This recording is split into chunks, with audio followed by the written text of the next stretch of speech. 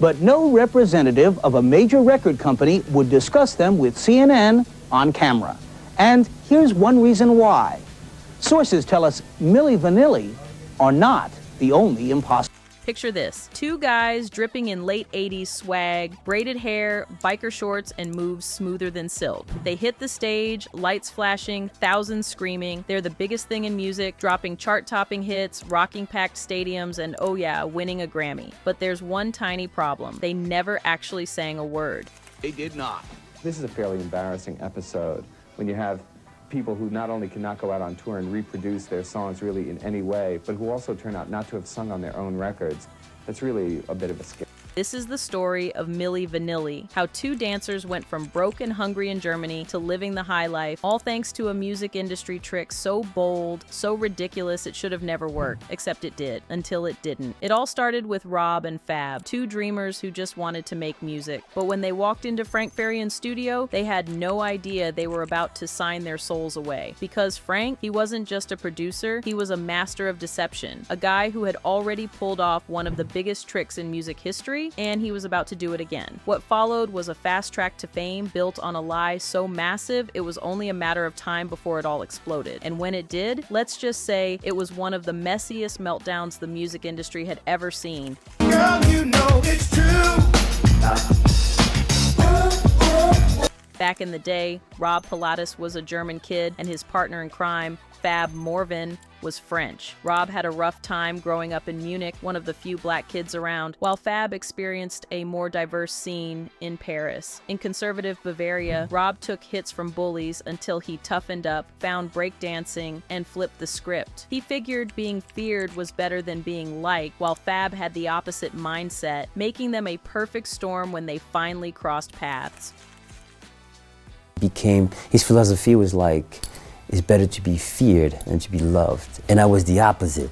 Oh. So we had that yin and yang Rob thing. Rob was all about breakdancing, while Fab took a more technical approach, studying dance properly at a school. Music was always in the mix, but things really clicked when movement and sound merged, eventually leading them towards singing. They first met at a dance seminar in a Munich club, Rob's turf at the time. Fab was the newcomer, stepping into his zone, and at first there was tension. They even found themselves caught up with the same girls at one point, but after running into each other repeatedly, teaming up just made sense. Once they did, things took off. They were everywhere, making noise in the city, standing out from the crowd. Language could have been a barrier. Fab spoke French, Rob spoke German, but they made it work with broken English. Besides, half the time, words weren't even necessary. When the right track hit at a club, it was all about energy, music, and connection. Nights out turned into dreams of making music for real. But sometimes it's not what you say, it's what you don't say. So when we started hanging out in the clubs, when there was a track or something that would boom, he was like direct on the dance. I was there, we were there for hours. It was like, he was never leaving, it was always there. I was like, man, yeah, man, this is They dope. started out trying to land gigs as backing singers, while also recording an album for a small German label. It didn't blow up, but it sold a few thousand copies, just enough to keep them going. Money was tight, and they lived in a housing project, doing whatever they could to get by. Modeling gigs helped, runway shows, catalog shoots, even dance performances. Yeah, runway type stuff, catalog stuff, and we were doing some dance shows. Frank Farian's Girl, You Know It's True. Girl, you know it's true.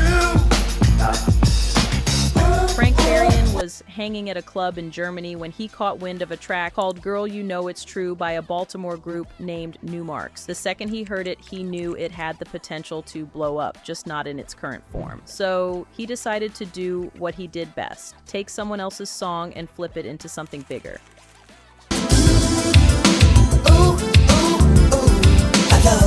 He got to work building a new version, as during Germany's big festival season, they put together a set, stretching their skills to entertain crowds however they could. Fab even threw in some Michael Jackson moves, because at that time, who wasn't trying to be MJ? Between odd jobs and music connections, they kept grinding. Eventually, word got around and the industry started paying attention. That's when German music producer Frank Farian, who had already made waves with Bony M, invited them to his Frankfurt studio. He played them a demo of Girl, You Know It's True, and that moment would change everything. They weren't even rolling with a name yet, just two guys trying to make it. The name that would later make them famous? That came later, whopping out the raw hip-hop feel for a more polished, dance-friendly sound. First, he rounded up some voices. Two sisters, Linda and Jody Rocco, to handle the background harmonies, and Charles Shaw to lay down some rap parts. The funny part? Shaw was already familiar with the song because he used to dance to the original in American clubs in Hamburg. He knew it wasn't new, and Farian didn't even try to pretend it was. He just kept layering different voices together until it became impossible to tell exactly who was singing what.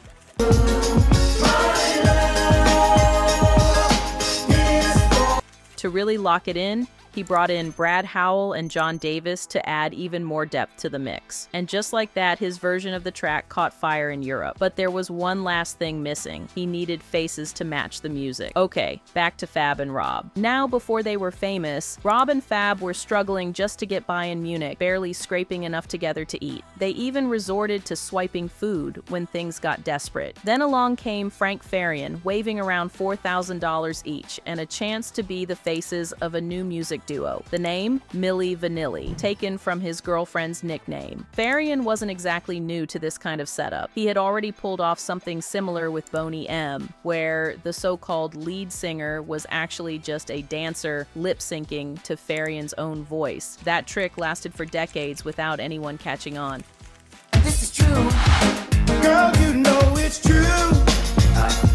Okay, so Frank had a formula, and he wasn't shy about using it. The guy was already a major name in the industry, and when he put together Bony M, he didn't just make a group, he engineered a spectacle. He recorded the male vocals himself, but didn't put his own face out there. Instead, he brought in a group of Caribbean performers, one of whom, Bobby Farrell, became the face of the whole thing, while Frank's voice played through the speakers. The women in the group, their voices were legit, but that lead male vocal, all him.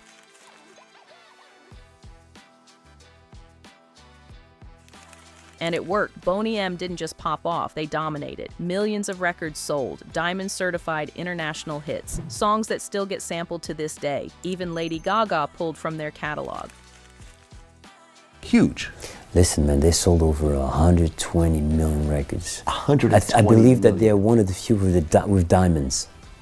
Diamond, yeah. So by the time Frank crossed paths with Milli Vanilli, he wasn't experimenting. He was doubling down. He already knew how to package a group, how to make a track blow up, and how to keep the machine running behind the scenes. And the money? Insane. The guy had multiple high-end studios stacked with million-dollar equipment, racks of gold records, and a Rolodex full of industry giants. Artists from all over Europe were lining up to work in his space. Even Stevie Wonder recorded there. Frank had the formula, he had the receipts, and he had no reason to think it wouldn't work again. Anyway, like I said before, when Girl, You Know It's True started gaining traction in the UK, he knew he needed two people to sell the illusion. Frank had the whole setup, legit recording studios, gold records on the walls, the whole big-time music guy image.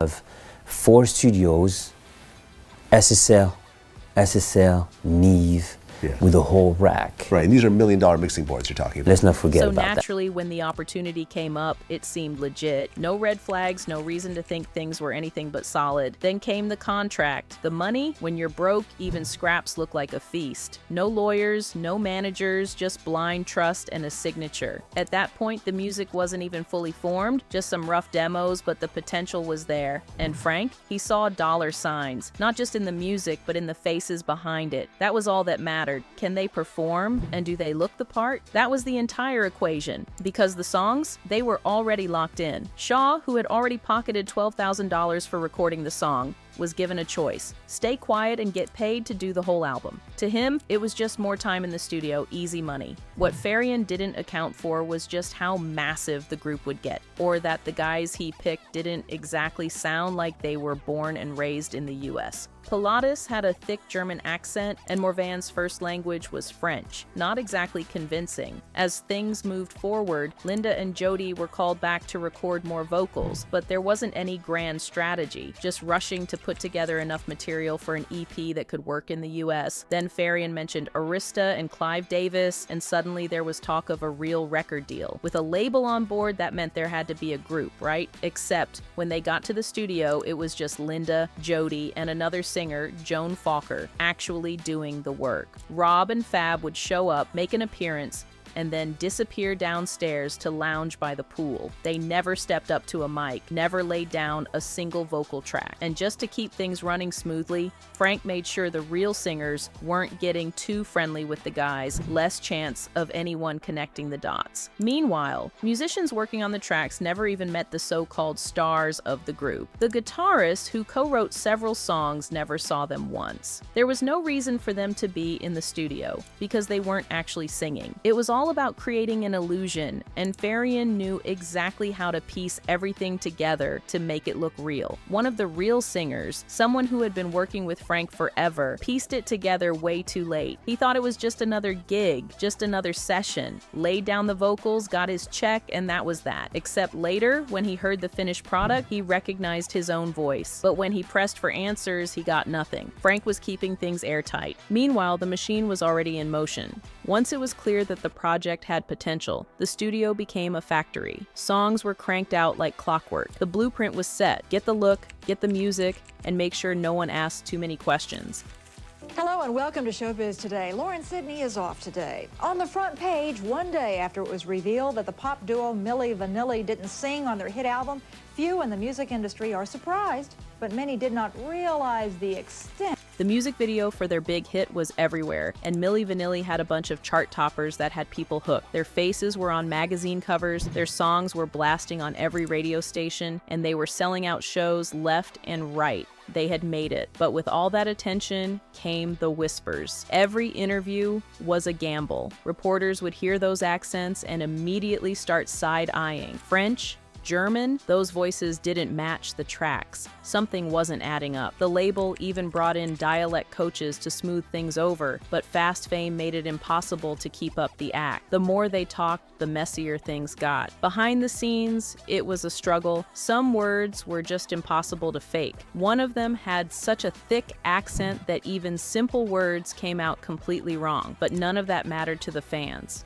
They were obsessed. When the duo showed up in LA, they got swarmed so badly that cops had to step in. They had the look, the moves, and the attitude, everything but the voices. Success hit so fast that even they started believing their own hype. They were convinced they could actually sing, convinced they could pull it off. The illusion was so big, even the guys in the middle of it got lost in it.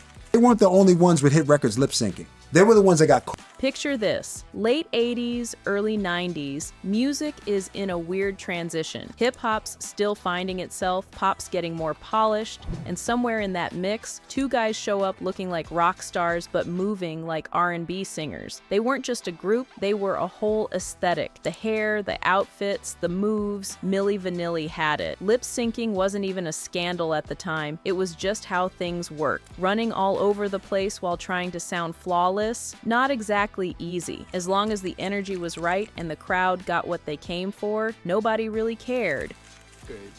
People, and especially young people, want to go and see what they see in videos, and they don't much care if someone is singing or who's playing.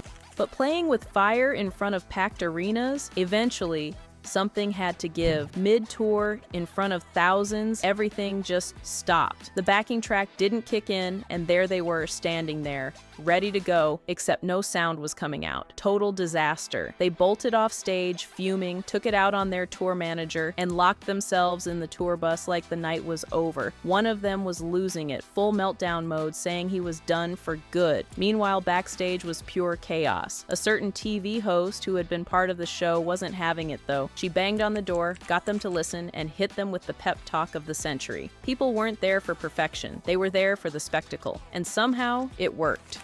Fuss is about. When you go to see a Milli Vanilli, or you go to see a great operatic, or you go to see Caruso perform, or you go to see something that'll last forever, now you're going to be entertained. So what is entertainment? Entertainment is scenery, costumes, lights, a facade.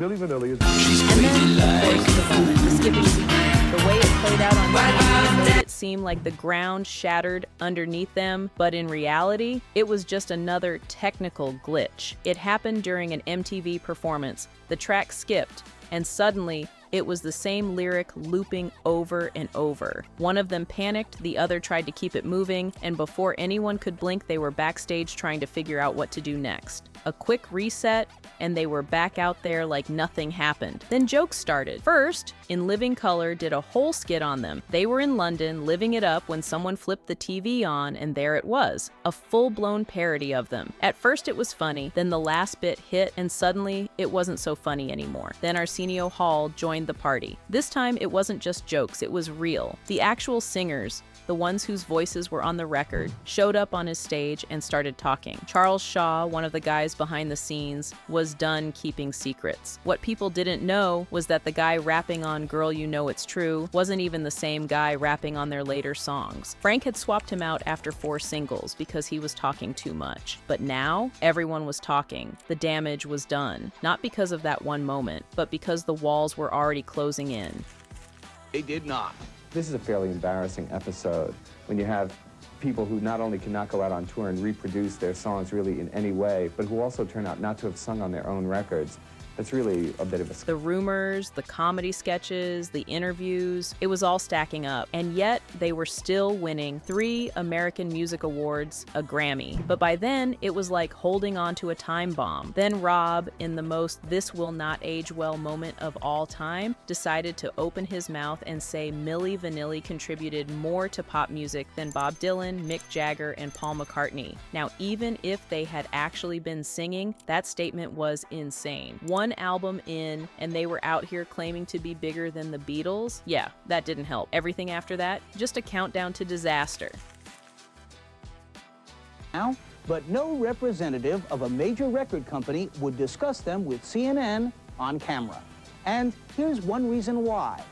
Sources tell us Milli Vanilli For 2 years, they lived in fear that the truth would come out. We were afraid this day would come, Rob admitted. We've cried about it sometimes, but deep inside, we wanted it to happen. When the secret was finally exposed, he and Fabrice Morvan vowed to prove themselves. We won't let our fans down. I swear we will soon have an album out with our own voices. They were done pretending. This time, they wanted to actually sing on their next album. That's when everything blew up. They told their producer it was over.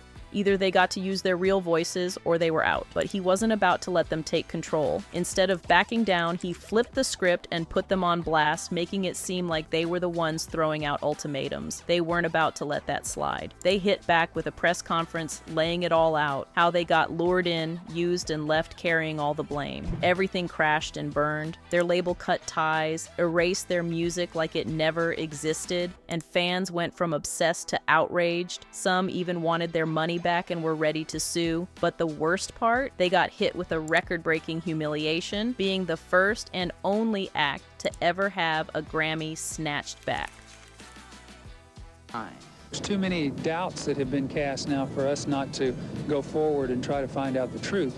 The Grammy, the credibility of the Grammy depends on... The Recording Academy claimed they had no clue the guys weren't actually singing. Apparently, they just took the credits at face value. But once the truth was out, and impossible to ignore, they had to make an example out of them. The lawsuits started rolling in. People were big mad about being duped, and they wanted their money back. Albums, concert tickets, all of it. Lawyers wasted no time, filing class action suits left and right, demanding refunds for anyone who had ever bought Girl You Know It's True. At first, there was talk of settling, but the deal on the table was laughable. Fans would only get credits toward future Arista releases. Like, really? Who was trusting that label again? That plan got tossed, and a new one took its place. Actual refunds, no strings attached. If you had a Milli Vanilli album, or even went to a show, you could get your money back and keep the records. Millions of people were eligible, but there was a deadline. After that, if you didn't cash in, you were stuck with the receipts, literally. As if the drama wasn't already chaotic enough, a whole copyright battle popped up. Singer-songwriter David Clayton Thomas was not happy, claiming Milli Vanilli's All or Nothing straight up jacked the melody from his 60s hit Spinning Wheel. So of course he hit them with a lawsuit. Fast forward to the documentary years later, and the story finally got some depth. The duo opened up about why they played along with Frank Farian's scheme. They were broke and saw this as their way out. The film didn't paint them as totally innocent. But it did expose a bigger truth. A lot of people knew what was going on. Industry execs, producers, insiders, they were all in on it. But when it all came crashing down, guess who got thrown under the bus? The two guys in front of the cameras. They became while everyone else kept it moving. Looking back, Fab made it clear. People thought they had the full picture, but they barely scratched the surface. Losing everything in front of the whole world hit hard. One minute they were everywhere, the next they were a joke. There was nowhere to hide. Fab eventually found his way back to music, but Rob struggled. He couldn't handle the embarrassment. The constant public shame left scars, and the only way he knew how to numb it was through a Yeah, they pulled me over, man. Unfortunately. New record coming out soon. Yeah? Scandal, I guess. Rob's story didn't get the redemption arc he wanted. He was found alone in a hotel room, gone too soon. His life cut short by an booze and prescription meds. The official word was that it was accidental, but let's be real. His downfall started long before that night. Once the Grammy was yanked and Milli Vanilli became a punchline, everything spiraled. He was arrested more than once. Assault, vandalism, drugs. He went in and out of rehab, trying to piece himself back together, but the damage had already been done. There was always talk about him making a comeback, about finally stepping into the spotlight on his own terms, but life didn't give him that second chance. Fab was crushed. One minute, they were on top of the world. The next, they were the industry's biggest scandal. And now he was left to carry the weight of their story alone. But instead of letting the past define him, he flipped the script. He stayed in music, kept telling their story, not to erase what happened, but to show that resilience matters more than any fall from grace. For him, it was never about running from the mess. It was about proving that no scandal, no setback, no mistake can erase the real work, the real fight, and the real talent underneath it all.